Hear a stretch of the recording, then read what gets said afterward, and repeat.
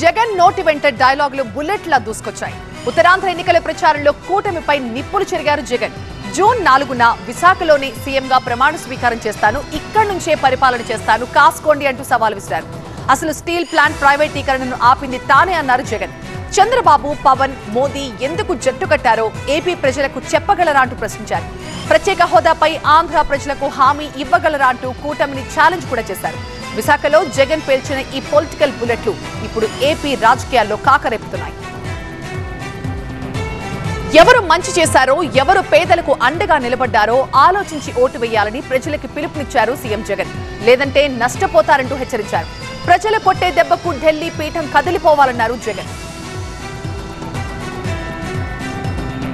సొమ్ము ఇన్ని నెలల పాటు మీ బిడ్డ పంపించిన తర్వాత చివరి రెండు నెలలు పెన్షన్ సొమ్ము అవ్వాతాతలకు ఇంటికి రాకపోతే ఆ అవ్వాతాతలకు అర్థం కాదా ఈ కుట్రలు ఎవరు చేస్తా ఉన్నారు అని అడుగుతా ఉన్నాను. ఇదే పెద్ద మనిషి చంద్రబాబు నాయుడును, ఢిల్లీలో ఉన్న పెద్దలను. వారికోస్ వెయిన్స్ వ్యాధికి కేవలం 30 నిమిషాల్లో చికిత్స. కాల్ చేయండి 9989527715.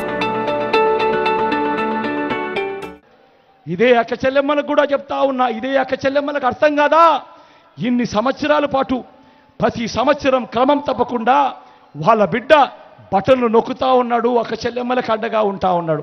మరి చివరికి వచ్చేసరికి చివరి 2 నెలలు మీ బిడ్డ బటన్లు నొక్కుతా ఉన్నా కూడా అక్క చెల్లెమ్మలకు రాకుండా అడ్డు తగులుతా ఉన్న వాళ్ళను ఎవరు చేస్తా ఉన్నారు అని అక్క చెల్లెమ్మలకు అర్థం కాకుండా ఉంటుందా అని అడుగుతా ఉన్నాడు మీ బిడ్డ. జరుగుతా ఉన్న కుట్రలు ప్రతి ఒక్కరూ కూడా, ప్రతి అక్క చెల్లెమ్మ కూడా, ప్రతి అవ్వాతాత కూడా గమనిస్తూనే ఉంటారు. ఓటనే ఆయుధం నా అక్క చెల్లెమ్మల చేతుల్లో ఉంది, నా అవ్వాతాతల చేతుల్లో ఉంది, నా రైతన్నల చేతుల్లో ఉంది. ఓటనే ఆయుధంతో వీళ్ళు కొట్టబోయే దెబ్బకు ఢిల్లీ పీఠం కూడా కదలుతుంది అని కూడా ఈ సందర్భంగా గట్టిగా చెప్తా ఉన్నా. ఓటు వేసేటప్పుడు మాత్రం అందరూ గుర్తుపెట్టుకోండి, ఎవరి వల్ల మంచి జరిగింది, ఎవరు ఉంటే మంచి కొనసాగుతుంది అన్నది ప్రతి ఒక్కరూ కూడా జ్ఞాపకం పెట్టుకోమని కోరుతా ఉన్నా.